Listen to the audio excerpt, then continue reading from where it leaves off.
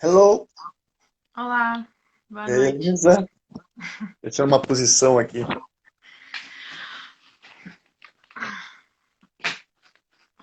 Vamos chuchu. proteger. Oi, Chuchu. A Lilo tá aqui também, ali, ó. Ah, Dando companhia.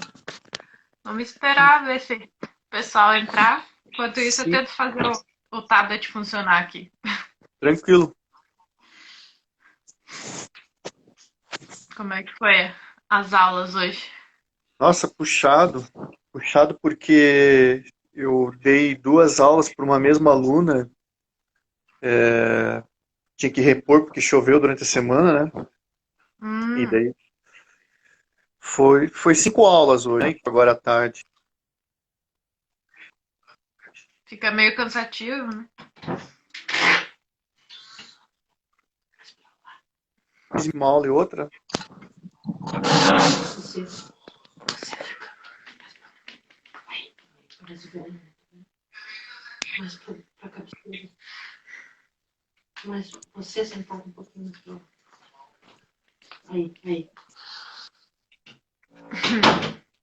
Tô me ajeitando aqui pra aparecer o cenário.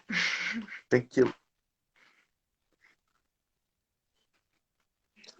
Tô esperando ligar o tablet.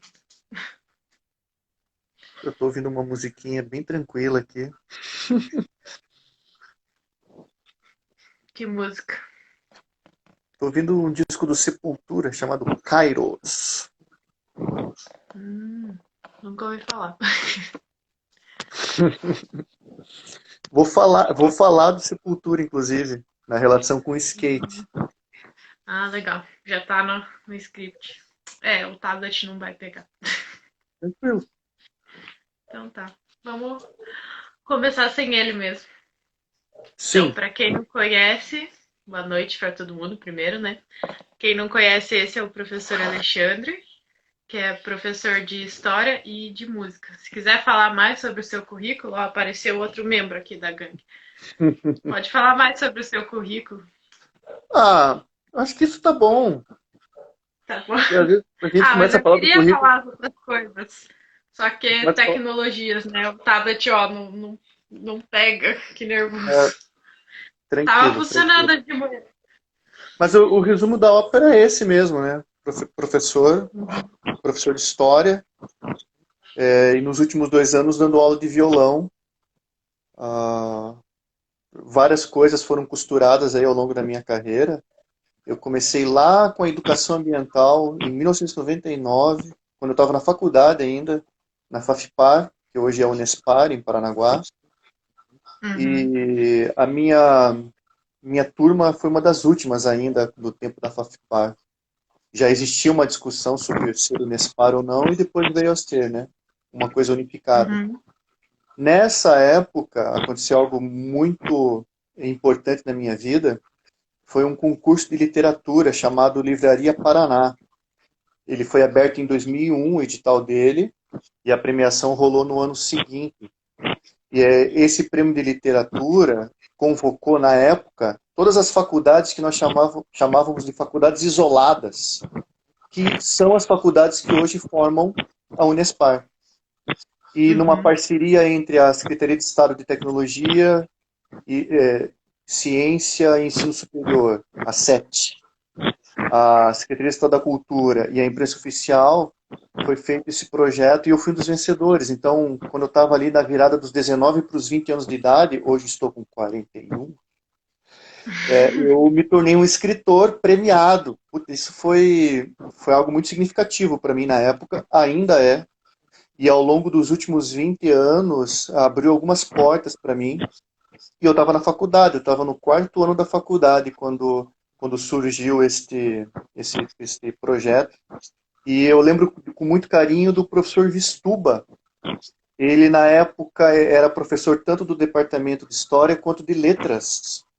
E o folder deste concurso não chegou para nós, do curso de História, mas como ele estava lá Uhum. híbrido entre Letras e História, chegou para ele. Ele sabia que eu gostava de escrever e sugeriu que eu participasse e fui. E acabei sendo um dos vencedores em literatura, na categoria infanto-juvenil. E isso foi bem importante, surgiu de uma experiência que eu já tinha na educação ambiental. E Uhum. agora, agora não, né? Ainda reflete, né, na minha vida esse trabalho. Ano Que legal. passado aconteceu algo muito significativo, parecido com isso também. Veja, praticamente 20 anos depois eu ganhei um outro concurso, só que de música, né? O FEMU, Uhum. o Festival de Música Livre de Paranaguá, na categoria instrumental. Instrumental que eu tô aí numa maratona bem maluca, né? Para quem me acompanha no Insta, ou quem tem paciência para me acompanhar no Insta, hoje eu cheguei na composição número 1050 só este ano. E eu tenho uma Verdade. meta bastante arrojada de chegar em 1444 até 31 de dezembro. E por que esse número? A meta era só 500 esse ano, né? Daí já Exatamente. ultrapassou bastante. A meta era 500, daí cheguei rápido nelas, até que foi possível chegar em 1000. E agora eu quero chegar na 1444, porque como são músicas de 1 minuto, 1444 minutos de música equivalem exatamente a 24 horas. Então, eu Que acho que legal. seria uma coisa fenomenal, assim, pelo menos para minha experiência como músico, conseguir ao longo de todo o ano ter composto 24 horas de música. Assim, cada minuto do dia é uma música minha. Que legal. Vou tentar chegar nisso. As visualizações sempre são baixas, eu tenho pouquíssimos seguidores no Insta. Cheguei a cerca de É mais menos de um mês, pessoal cheguei mesmo, né? a 500 seguidores. Daí eu, assim, fico estabelecendo essas metas para mim mesmo, né? Sim, aham. E daí é um baita desafio e é cansativo. Os últimos 2, 3 dias, por exemplo, eu compus muito pouco, eu acho. Eu tô com uma Uhum. média de composições, assim, de 10 músicas por dia. Hoje eu compus, ah, eu acho que 4 ou 5 músicas. Daí tive que É, que sair para também trabalhar. agora você voltou a trabalhar, né? Daí tem essa Sim, questão. A presencialmente. mãe ali falou que você tá querendo ir pro Guinness Book. É, é, é, É, por que não, né? tamo aí, né? Verdade. Mas essa coisa que você falou deu uma coisa pessoal, tipo um desafio para você mesmo, tem bastante a ver com o skate e com a questão de quando a gente quer aprender uma manobra nova, né? Porque para você Ah, aprender uma manobra nova, você tem que treinar milhares de vezes até acertar, às vezes. sim, sim. E aí eu imagino que por mais que você consiga executar uma manobra, se você não manter a frequência do treino, aquela manobra não vem tão fácil, né? No É, não violão, tem. no violão é muito parecido. O violão, se eu ficar um dia sem tocar, eu me sinto dando passos para trás, assim. Eu preciso todo dia praticar, todo dia. É verdade. E eu não me considero, não sou também um músico virtuoso. Eu gosto do que eu produzo muito. Eu não atinjo um nível técnico elevado, mas eu acho que eu consigo imprimir na minha música uma identidade própria. Assim, não que eu seja autêntico, porque na música, não sei se no skate não sei se isso é possível, mas na música é impossível ser autêntico, porque tudo que já foi inventado na música já está estabelecido, já foi feito. Uhum. O que a gente pode fazer é criar diálogos.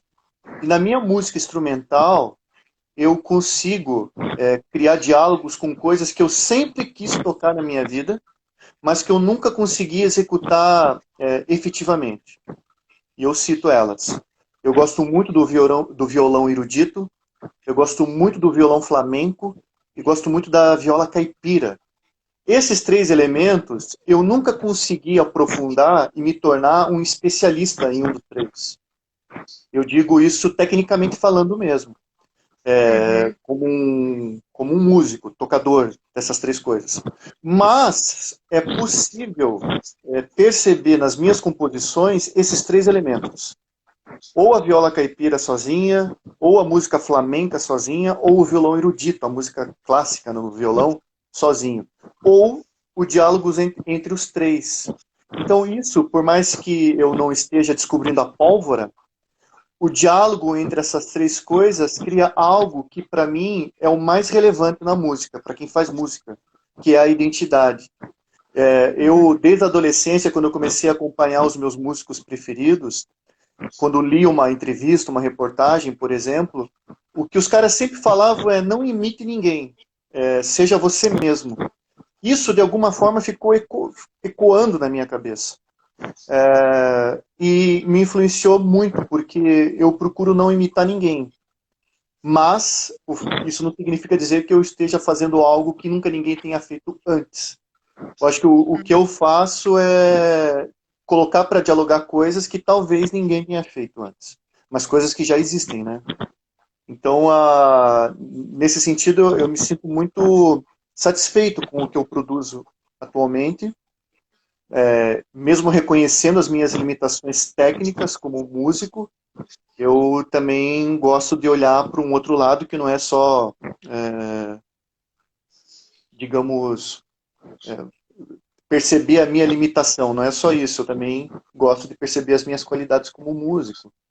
Sim. E o ano passado isso foi, de uma certa forma, reverenciado com o prêmio que eu ganhei lá em Paranaguá, no FEMU, né? Foi um momento bastante tenso, porque tocar violão sozinho é um... Você não tem para onde correr. Se você errou, vai aparecer. Quando você está numa banda, você erra o andamento de uma música, você erra uma nota num solo. Os Dá outros pra parceiros disfarçar. seus de banda ajudam a dar uma disfarçada nisso. Agora, quando você Uhum. está sozinho, é um baita desafio, sabe? E quando eu gravo as minhas músicas, dificilmente elas saem logo de cara, assim, tipo, eu preciso executar várias vezes até que a execução delas esteja, assim, a contento, né?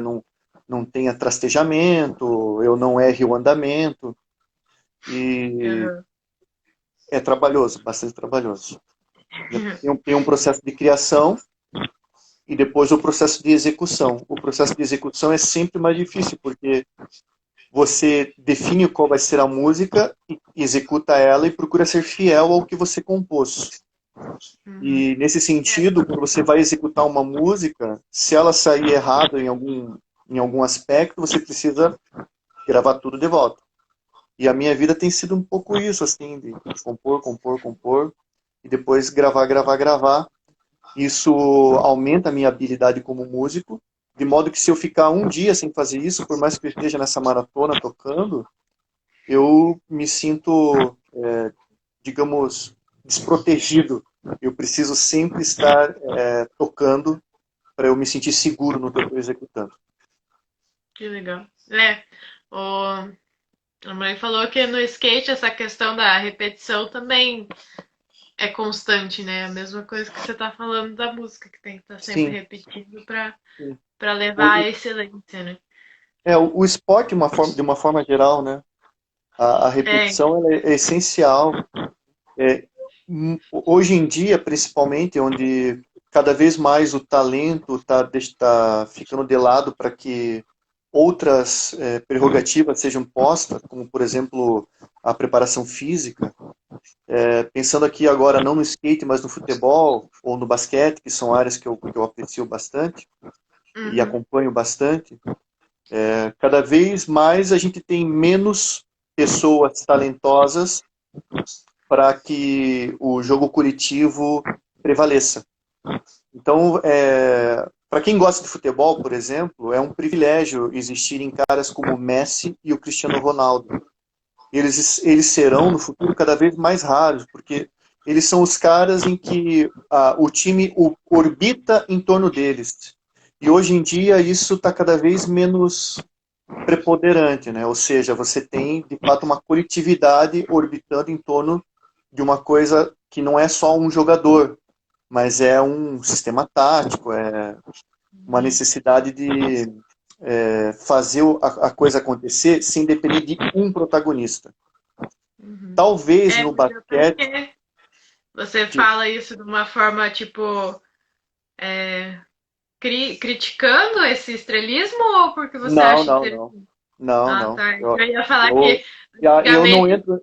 Eu não entro nem na pseudo-polêmica de achar quem é melhor, Messi ou Cristiano Ronaldo. Não, Cada é um que tem a sua... antigamente essa coisa da coletividade era mais apreciada, que nem tinha o famoso. Eu não entendo muito futebol, mas o trio Maravilha, né? Que quando juntava os três sempre saía um jogaço e tal. Quando é mais coletivo, parece que o jogo sai melhor, assim, do que Sim, quando é eu, individual. eu acho que eu penso no equilíbrio. Eu, eu, o talento ele não pode ser ofuscado. Mas hoje em dia, o ritmo do esporte, seja ele qual for, ele está cada vez menos permitindo que um único talento possa preponderar. A gente, Uhum. essa semana acabou a NBA, por exemplo, os Lakers foram campeões com a liderança do LeBron James, mas se não fosse o Anthony Davis jogar o que jogou, possivelmente teria tido mais trabalho o time do LeBron James para ser campeão. Do outro Entendi. lado, o time do Miami Heat tem uma estrela, que é o Jimmy Butler, mas um time absolutamente lindo de se ver jogar e coletivamente. Por mais que tivesse lá uma estrela, não era um jogo que girava em torno dessa única estrela. Diferentemente do Lakers, que dependia muito do LeBron James e de noites inspiradas do Anthony Davis. Acabaram sendo campeões, mas a tendência cada vez mais são os times vencerem pela coletividade. Tanto que, pelo segundo ano coletivo na NBA, o MVP, o jogador mais valioso, foi o grego Antetokounmpo. Ele joga no Milwaukee Bucks. Ele é um monstro, ele é fenomenal. Mas ele não foi nem na final, não chegou nem na final. Uhum. No último Mundial de Basquete, a Grécia, o time que ele representa, jogou contra o Brasil e o Brasil venceu o time deles. Então, cada vez, assim, eu acho que o grande desafio para os técnicos é conseguir criar esse equilíbrio entre você ter uma coletividade jogando afinada e tirando proveito dos talentos individuais. Uhum. Mas isso é esporte coletivo, né? A tua área, skate, isso talvez não seja tão evidente, porque Não, já é é um esporte individual por individual, excelência, né? né? Sim, uhum.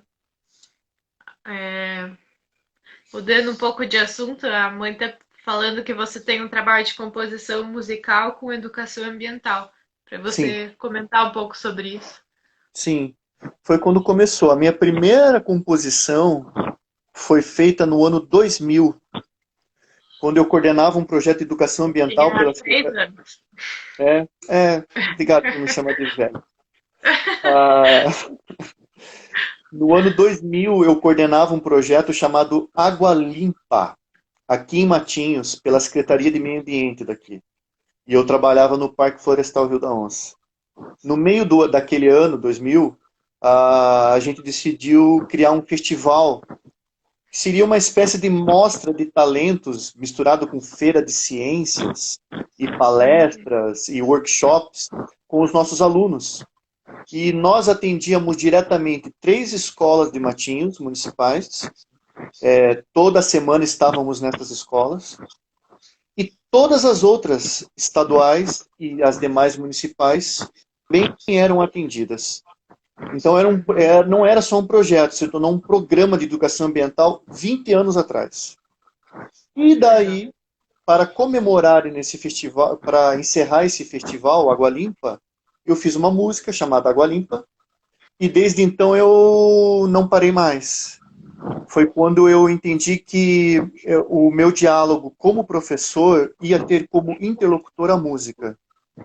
Então, ainda na faculdade, mesmo sendo um cara da área de humanas, eu transitava por educação ambiental. O que eu acho que deveria ocorrer mais, deveria ser mais evidente essa relação entre nós da licenciatura, a qual você se inclui também, mocinha, que tinha 3 anos de idade no ano 2000, já é formada. Ah, porque a área de educação ambiental ela acaba sendo muito vinculada às ciências naturais. É claro que isso é relevante, mas se a gente for pensar como se falava antigamente em temas transversais, A educação ambiental, ela perpassa qualquer área do conhecimento. E a gente precisa muito assim de pensamentos como os do Paulo Freire para se pensar a educação ambiental.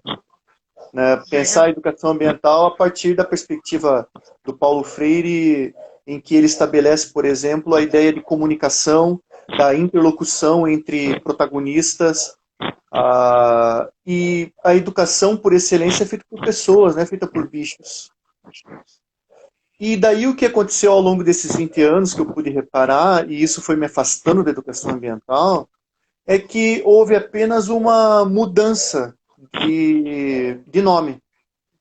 O que quando eu era aluno do Colégio Gabriel de Lara, lá em 1990, chamávamos de Feira de Ciências, nas escolas hoje em dia, muito que se fala que é feito como educação ambiental é, na verdade, a feira de ciências que eu fazia 30 anos atrás. Não mudou nada. Só mudou o nome. Então, assim como quando o Enem se tornou uma realidade para o futuro universitário, muitas apostilas de cursos, etc. e tal, eles assim continuaram fazendo o mesmo tipo de apostila. A diferença é que na capa da apostila, em vez de vir lá cursinho preparatório para vestibular, vinha cursinho preparatório para o Enem. Então, são mudanças que ocorrem muito pequenas para algo que necessita uma profundidade muito maior. E acaba se tornando uma temática muito superficial a ambiental. Isso me afastou drasticamente da educação ambiental. Mesmo porque as tentativas de emprego que eu busquei depois, ao longo da minha vida, eu não tinha nem habilitação, porque você tinha que ser biólogo, engenheiro florestal, alguém da área de ciências naturais para ser educador ambiental. A educação ambiental tem que ser discutida e realizada por educadores. O pessoal das ciências naturais, eles dialogam junto com educadores, mas eles não são educadores. Então, é preciso ter uma aproximação muito maior nesse sentido. Eu, na época, assim, sei lá, uns 15 anos atrás, eu pensava até em tese para doutorado nisso, mas eu realmente abandonei a causa, assim, sabe? Eu não... A educação ambiental, como ela está posta hoje em dia, e como ela já era 20 anos atrás, ela é puro marketing. Não há nenhuma discussão realmente profunda, epistemológica até eu diria, para se pensar educação ambiental, quer seja em ambiente escolar ou fora do ambiente escolar. Se você vai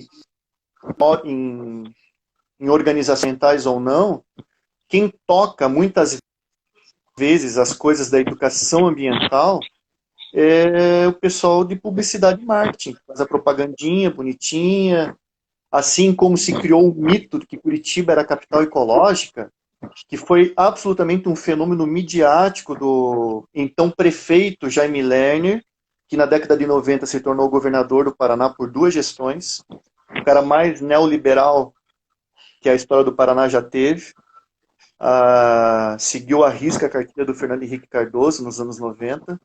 Ele, quando era prefeito de Curitiba, fez uma coisa muito massa, muito legal, eu reconheço, que foi a instalação da coleta seletiva de materiais recicláveis. Só que, assim, na propaganda era lindo e maravilhoso, e ficou durante muito tempo o rótulo de Curitiba ser a capital ecológica, o que é uma falácia, porque ao longo dos 30 anos que se passaram após o Jaime Lerner ter sido prefeito de Curitiba, o maior pepino ecológico da capital paranaense se chamava Aterro Sanitário da Caximba, em que a prefeitura de Curitiba teve que rebolar para conseguir aumentar a vida útil daquele lugar. E se fosse de fato uma cidade ecologicamente sustentável, com coleta seletiva, como existe há muito tempo, a vida útil daquele aterro sanitário, que hoje está interditado, porque não deixou de funcionar, a vida útil daquele aterro sanitário teria durado muito mais tempo. Então, infelizmente, a educação ambiental ela cai muito na falácia do marketing e da publicidade. E muitas empresas, para melhorarem, meu Deus, eu estou travando aqui. Muitas empresas, para tornar melhor a sua imagem, apostam no selo do ecologicamente correto. Mas é muito mais um rótulo apenas do que um conteúdo. Essas coisas, Carol, me desanimaram muito na educação ambiental e eu não quis mais saber de me envolver com isso assim formalmente. Então, a minha trajetória como educador começa nas trilhas do querido Parque Florestal Rio da Onça. E a minha trajetória como compositor, para terminar de responder a tua mãe. Oi, Tati. Para terminar de responder a Tati, a minha trajetória como compositor começa por causa da educação ambiental. Então eu tenho várias músicas que tratam sobre esse assunto. Falam sobre água, falam sobre resíduos sólidos urbanos, sobre materiais recicláveis, sobre a necessidade de preservar e etc e tal, sobre a floresta atlântica. E daí passou um tempo, isso já 2004, eu passei num concurso do Estado e me tornei professor do quadro próprio do magistério, aqui em Matinhos, e eu comecei a dar aula de história. Essa experiência que eu comecei com a educação ambiental, eu levei para a sala de aula, daí os conteúdos de história do Paraná e geografia, porque a minha licenciatura em geografia é curta e a licenciatura em história é plena, eu comecei a levar para a sala de aula essa mesma experiência. E o mais legal, as crianças que eu atendia no Parque Rio da Onça, elas foram as minhas alunas de história depois já adolescentes. Que legal. Isso foi um encontro bem legal, isso. Na época foi muito legal. A Neuci falou, esse festival Água Limpa deve voltar. Educação ambiental é o que é de melhor hoje em dia. E depois ela fala para você voltar a pensar na questão da educação ambiental, porque é um tema fundamental a ser tratado. A gente vê como é fundamental ser tratado e como a educação atual não é impactante o suficiente, que um exemplo disso é o que está acontecendo no Pantanal, né? Na Amazônia, enfim. Sim. Estão queimando tudo e a gente simplesmente está de mãos atadas e não sabe o que fazer, né? Uma das críticas que eu fazia já na educação ambiental, 15 anos atrás, era aquela coisa de ensinar para as crianças que elas tinham que preservar as árvores, cuidar das árvores. Claro, isso num discurso é muito bonitinho, mas criança não é madeireiro. Não são as crianças que estão detonando a Amazônia e o Pantanal. Muito grande com os skatistas, até vou dar um puxãozinho de orelha com os skatistas, porque eles têm muita mania de jogar lixo no chão. E a gente vive fazendo meio que campanha de, gente, não jogue lixo no chão. Às vezes, em volta da pista, a gente tinha que fazer mutirão lá e tinha água parada juntando dengue e outras coisas assim. Então, skatistas, vamos cuidar mais do ambiente, porque é a nossa casa, né? E essas ações imediatas, urbanas, para a gente entrar já no diálogo entre skate e música, essas ações imediatas, de fato, elas nos pertencem. Mas durante muito tempo, o discurso assim de salvar o planeta e não desperdiçar água, como se o uso doméstico fosse o principal vilão do desperdício de água no planeta, no Brasil. O agronegócio consome muito, muito mais água do que nós, em termos domiciliares. Mesmo que, sei lá, existisse um milagre nesse exato momento agora, e todo mundo no planeta Terra, no Brasil, pelo menos, começasse a utilizar a água da maneira mais adequada possível em suas casas, ainda assim, o desperdício de água ia ser muito, muito, muito elevado, porque não somos nós, nas cidades, os maiores consumidores de água. Para produzir uma calça jeans leva 40 litros de água. Nossa, imagine. Então, a agroindústria, o o setor secundário e o setor primário da economia, eles são muito mais devastadores nesse sentido. Só que o que acontece, Carol? A gente vai criando essa mentalidade na cabeça das crianças, e se elas começarem a ter o mínimo de discernimento, elas vão começar a se frustrar, porque o mundo não está melhorando. Eu não vejo melhora nenhuma no mundo. Já se fala em educação ambiental no Brasil com muita frequência desde a Rio 92, que foi o encontro da Organização das Nações Unidas para o Meio Ambiente, que aconteceu no Rio de Janeiro. O mundo inteiro esteve aqui para falar sobre sustentabilidade, sobre a Agenda 21, sobre temas que hoje em dia nem se discutem mais e que deveriam estar sendo colocados em prática agora. Então a gente tem pelo menos uma trajetória de 30 anos. Veja, eu tenho 41 anos. Quando eu era criança, eu já tinha ouvido falar na tal da educação ambiental, e eu já tinha ouvido falar uma coisa que provavelmente as crianças brasileiras ainda ouvem. Vocês são o futuro do país, vírgula. A gente fica só protelando para o futuro ações que devem ser imediatas e a gente acaba só patinando. Então, por mais que a educação ambiental esteja presente na vida de muitas pessoas hoje, eu não consigo ver melhora alguma no nosso país em relação a isso. Quer seja no ensino formal, quer seja no ensino não formal. E eu acho que agora, nesse exato momento, assim, nesse contexto histórico-político brasileiro, o caos está absolutamente instaurado, né? A gente está vivendo um momento muito triste, assim, no que pesa a pandemia, que já é algo muito pesado. A questão ambiental no país, ela nunca retrocedeu tanto. E olha que ela, assim, não estava tão avançada, porque desmatamento, atividade mineradora ilegal, a Mata Atlântica, ela está há 500 anos sendo detonada. Começou com o pau-brasil. E a gente está conseguindo ter a proeza de piorar esse quadro. Sabe, muito triste.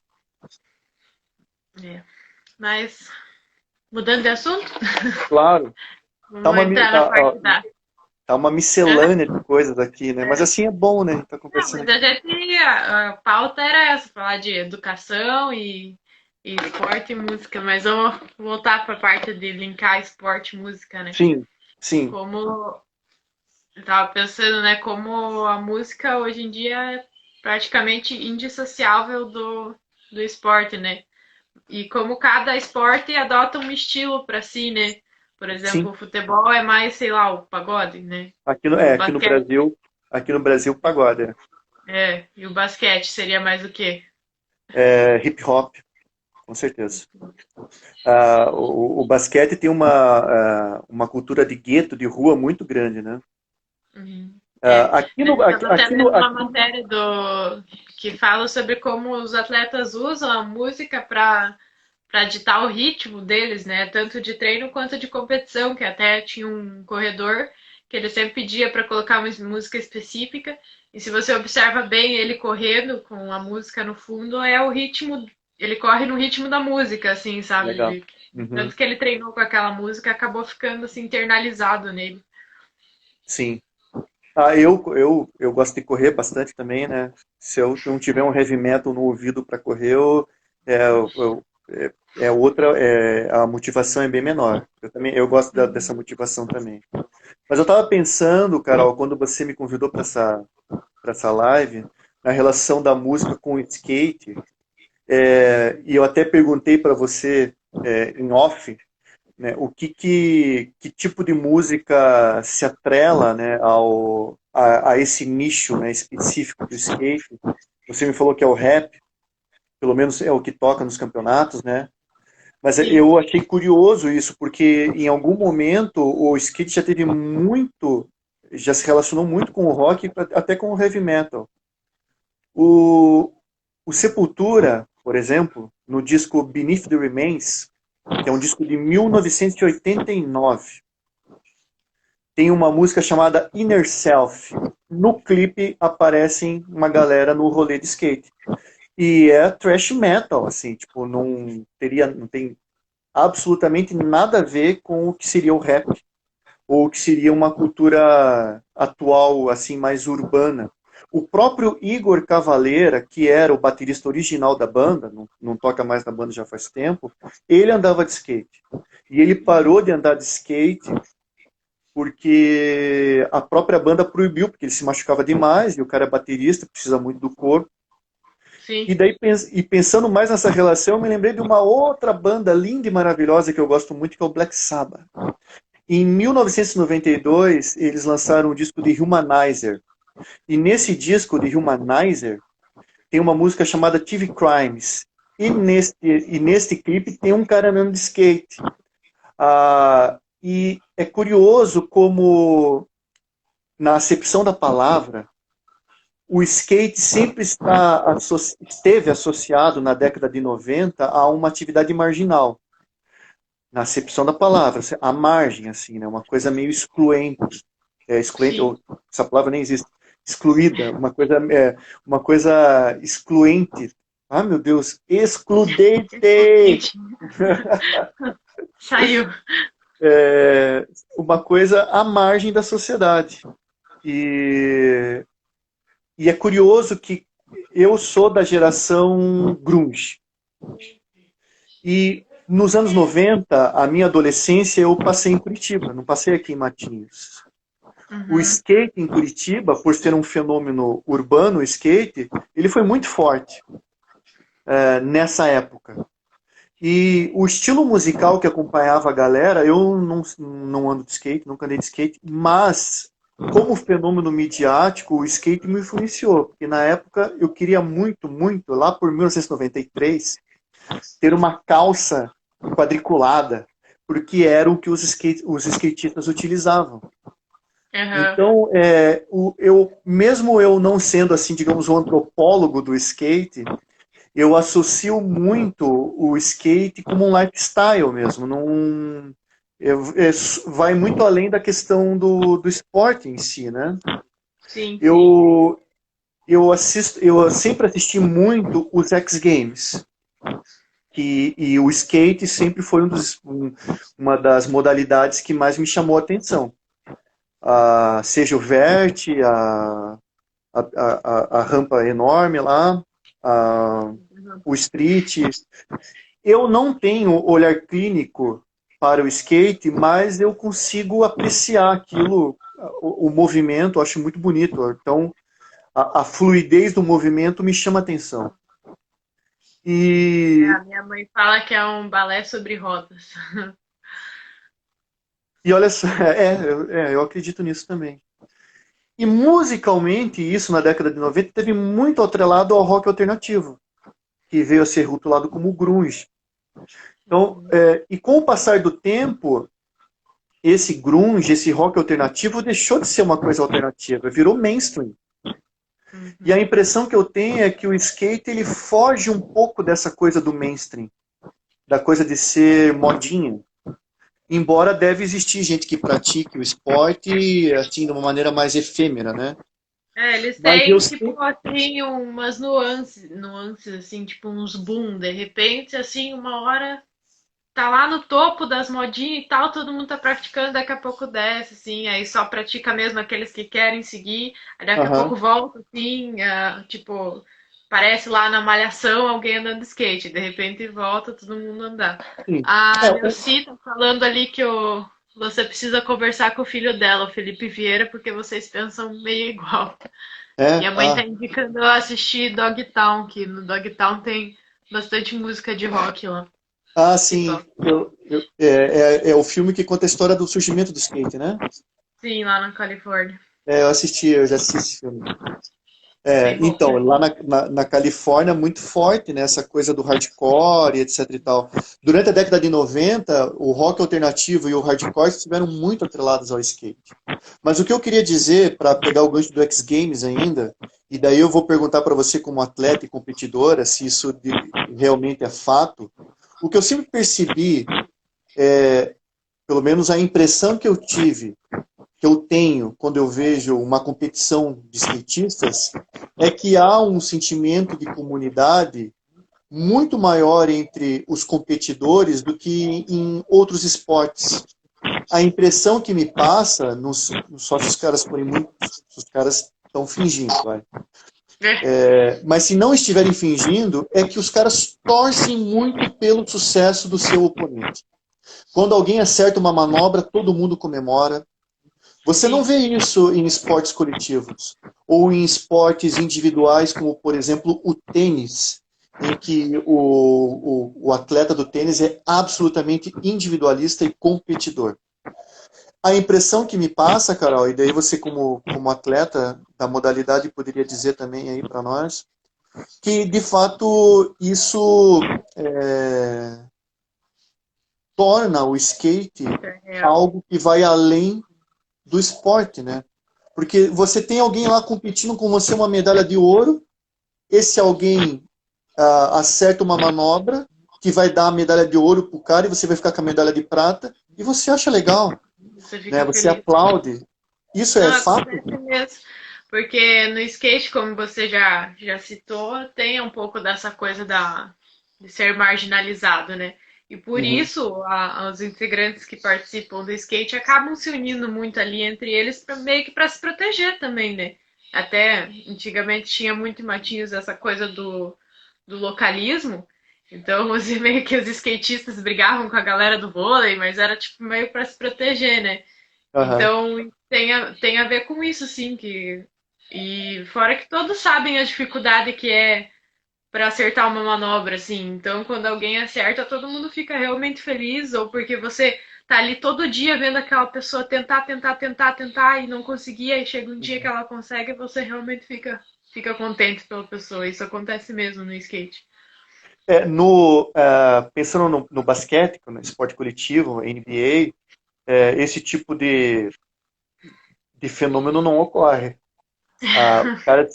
Os caras são muito competidores e uma coisa que é rara de acontecer no basquete da NBA é quando o adversário cai, raramente alguém do time adversário ajuda ele a se levantar. É raro. Os caras têm um senso de competitividade tamanho que quando alguém do time cai, escorrega ou se machuca, enfim, imediatamente os caras do próprio time vão até aquele jogador e o levantam. Eles sequer permitem que outros adversários o façam isso. Só quando o cara é muito estrela, tem muito prestígio, que às vezes acontece de estender a mão para o adversário. Então, isso, de uma forma geral, no esporte coletivo, é normal de acontecer. A competitividade ela é a flor da pele. E o que eu acho legal no skate é que o skate se mostra como a oposição disso. Você não precisa, não é uma questão de você ser melhor do que o outro, mas ser capaz de ser melhor que você mesmo, né? Com o tempo. Isso que eu ia falar, o skate é muito de superação consigo mesmo, não é você ser melhor que o outro, mas é você se melhorar cada vez mais. Porque para você ganhar o campeonato ali de skate, como é um esporte muito individual, depende só completamente de você mesmo, né? Uhum. Eu acho muito legal isso. Porque de uma certa forma, isso não elimina a competitividade. Existe uma competição, mas é uma competição cooperativa, né? Sim. Eu acho muito digno que competidores torçam pelo sucesso do outro. Porque quem ganha com isso é o próprio esporte, né? A gente não vê isso acontecer no futebol. Verdade. Nos esportes coletivos, de uma forma geral. Talvez em outros esportes assim olímpicos a gente até possa encontrar esse tipo de coisa que acontece no skate.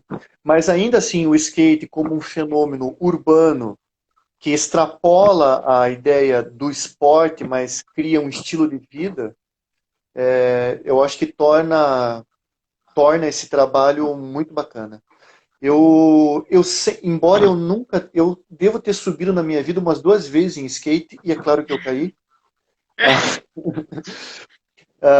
mas eu sempre admirei o skate. E a começar até pelo estilo de se vestir.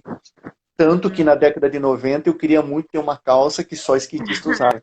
Era uma calça Mas colada. o pessoal do skate, assim, que a gente chama, que é mais do old school, você percebe que as amizades que eles fizeram na época que eles andavam de skate, eles têm até hoje, assim. Eu acredito que essa geração vai levar as amizades que eles têm também para frente até hoje. Sim, E sim. é assim, o skate é mais amizade do que competição, eu acho, mais nesse Então, sentido, assim. em- embora eu sempre fui envolvido com esporte, tipo, o futebol foi parte significativa na formação do meu caráter, até na infância, sobretudo na questão de saber lidar com o grupo e saber lidar com frustrações, né, com a derrota.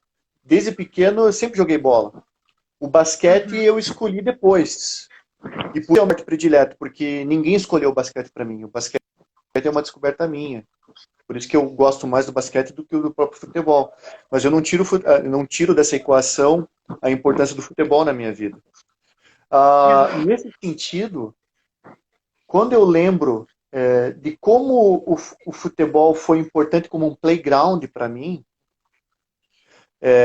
justamente para poder lidar com algo que hoje em dia é muito difícil para gerações novas, na verdade, para qualquer geração, saber lidar com a frustração. O esporte ele é uma ferramenta que supera a coisa do vencer apenas. Em algum momento você vai se deparar com alguém que é melhor que você. E Nossa, e o você vai skate, ter. essa coisa de lidar com a frustração vem de antes até de você começar a competir, porque você tem que treinar tantas vezes para acertar uma manobra, às vezes que você tá meio frustrado porque você não acerta a manobra, você não tá nem competindo ainda, mas já tem que aprender a lidar com isso. Mas é uma competição interna, né? É você contra você mesma, né? E eu acho que é isso que faz que um atleta de alta performance consiga superar limites, né? Não é mirar no outro, mas é mirar em si mesmo. Sempre vai ter alguém melhor do que a gente em alguma coisa. E trazendo essa conversa para a música, o músico ele tem um ego bastante inflado, sabe? E geralmente o cara, quando vê alguém melhor do que ele tocando, rola uma dorzinha de cotovelo, rola ali um olhinho gordo, assim, um olho grande, para ver para o cara errar na hora que está executando um determinado solo. O Uhum. músico tem muito esse aspecto da competitividade do outro.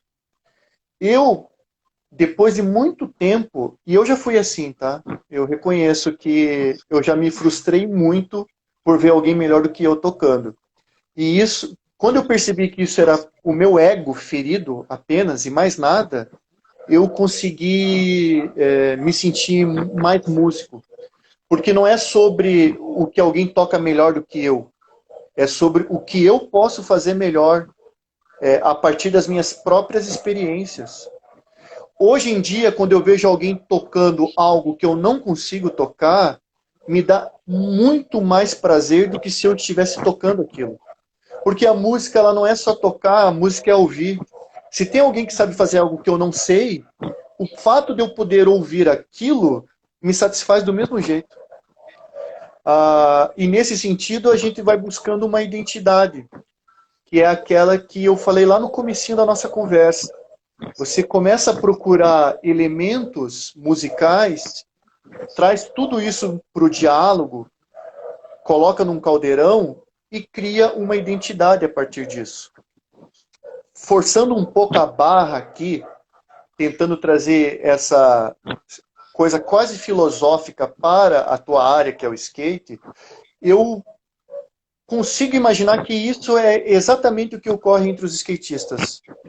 Porque o skate ele nunca está em evidência como a estrela da companhia. O skate ele sempre está ali no mundo dele. Às vezes ele está no esporte espetacular, mas na maioria das vezes não está nem na TV comunitária. Sim. Mas ele não deixa de existir. É quase que uma relação tribal. E eu vejo o skate nesse aspecto comunitário muito parecido com quem é fã de heavy metal. No caso, eu. Embora não seja mais no aspecto metaleiro, o heavy metal foi muito para mim essa coisa de ter encontrado o meu grupo, a minha identidade. É algo que nunca deixa de existir, porque vai além da própria música ou do próprio objeto, vai além do próprio esporte, que no caso é o skate. Eu não consigo ver, ó, e assim, não estou subestimando, eu não consigo ver o skatista como um atleta.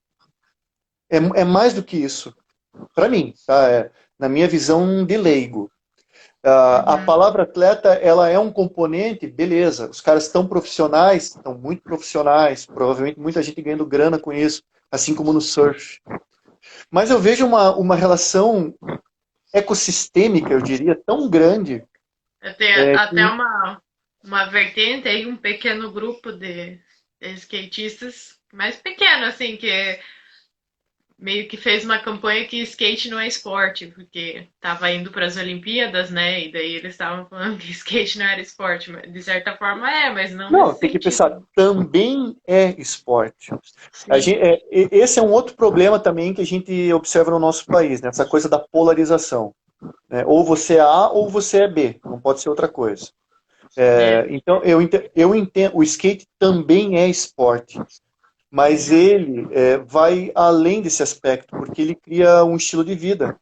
Ele funda amizades e mantém essas amizades para o resto da vida, como você mesmo observou do pessoal old school aí. Para quem quer viver disso, vai ser necessário, de fato, um tratamento profissional para a coisa. Dedicação, cuidar do corpo, cuidar da alimentação, todas essas coisas que qualquer atleta profissional precisa ter. Mas você não precisa pensar que ser skatista vai ser algo que vai te dar uma credencial um dia para ir para uma Olimpíada. Não precisa ir para uma Olimpíada para ser skatista. Mas o o estilo de vida skatista é algo que as pessoas levam para sempre, né? Até tem uma citação de um dos skatistas lá que aparece no Dog Tal, que eu não lembro qual skatista que é, mas ele tem uma frase que é assim, você não para de andar de skate porque está velho. Você fica velho porque para de andar de skate, alguma coisa assim, sabe? Ah, sim, sim, eu concordo. Só ler um comentário aqui da Neuci. Lidar com a frustração é o grande problema dessa geração. Precisamos pensar em estratégias que preparem os jovens e os adolescentes. Eu concordo completamente com ela. E só para avisar aqui que a gente já está com 54 minutos de live, daí o Jay Adams falou essa frase, a mãe me lembrou aqui. Daí, falar sobre uma coisa que eu percebi no skate, não percebi nos outros esportes, que a questão da música, o skate não consigo me lembrar de mais nenhum, mas o campeonato de skate é o único que a música tá tocando durante a competição. Tipo, geralmente no basquete, no vôlei, toca na hora do intervalo, né? E o skate, a música tá tocando ali, tipo, enquanto a pessoa tá andando, tá tocando ali, né? Olha, no basquete da NBA existe muitos elementos sonoros durante a partida, incluindo trechos de músicas. Mas não é nessa mesma pegada que seria numa competição. Quando o time está atacando, por exemplo, existe uma musiquinha que vai aumentando para criar um incentivo maior, para os caras acelerarem o passo e partirem para a cesta. Só que são elementos que compõem uma paisagem sonora que não diz respeito apenas à música. Talvez no surf, né? Talvez no surf role também durante a competição música tocando. Tem também, verdade. E o skate veio do surf, né? Saiu do surf, então talvez o futebol, Carol, antes de ser gourmetizado aqui no nosso país, antes de virar uma coisa da classe média escrota brasileira, o futebol teve como paisagem sonora durante décadas no nosso país a batucada. Hoje em dia, a maioria dos estádios, as torcidas não podem nem entrar com bumbo, não podem fazer batuque, não podem entrar com bandeira nem nada. assistir futebol no Brasil, você não vai mais em estádio, você vai em arenas. É claro que o conforto é importante, mas a gourmetização ela veio de tal forma que descaracterizou o futebol brasileiro.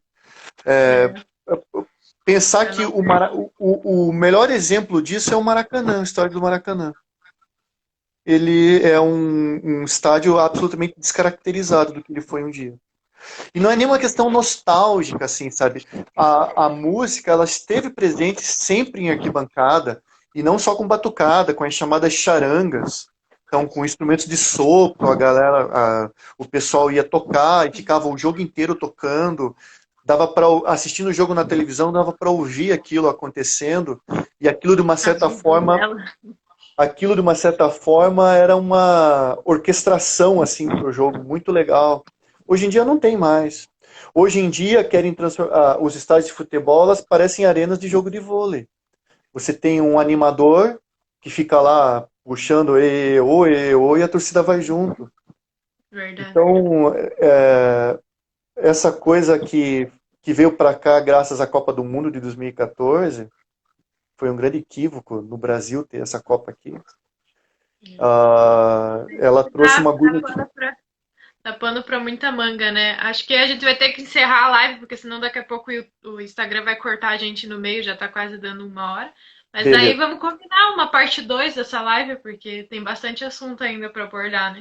Tem. Ainda mais assim que a gente foi sem roteiro, né? Que eu acho mais espontâneo, né?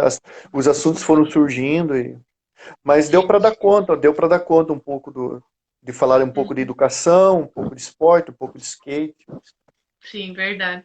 Então, agradeço muito a sua participação. Gostaria de agradecer ao meu apoio à Academia Maratona, porque eu tenho que divulgar eles.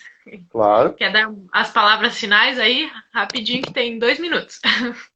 É isso. Eu agradeço muito. Sabe que sou teu fã. Das coisas que aconteceram nesse momento tão delicado aí, ter criado o grupo de estudo com você e com a tua mãe foi algo muito legal. Embora a gente tenha dado, né, a gente não tenha mais exercido tanto ele, mas, enfim, são conexões que somos vizinhos, né, É, e a gente sempre teve distante, né, e, enfim, graças às tecnologias a gente pode hoje em dia trocar todas essas figurinhas, né, e se perceber como pessoas com muita coisa em comum, né. Acho que o que me aproximou muito de você e da tua mãe foram as nossas compatibilidades no pensar a educação, né? E verdade. as nossas primeiras conversas todas foram permeadas por isso, por se pensar a educação. E a Uhum, partir daí a gente começa, com o passar do tempo, a gente começou, né, a abrir para outros temas que, por coincidência, também nós nos identificamos, né? Então é isso. verdade. Tá bom, gratidão. Agradecer também ao apoio da minha mãe, né, que tá sempre na diretoria aí das coisas. Todo mundo que assistiu, mandar um beijo pra Neuci. Beijo, Neuci. E até a próxima. A gente combina mais uma depois. Até. Legal? Tchau, obrigada. Tchau.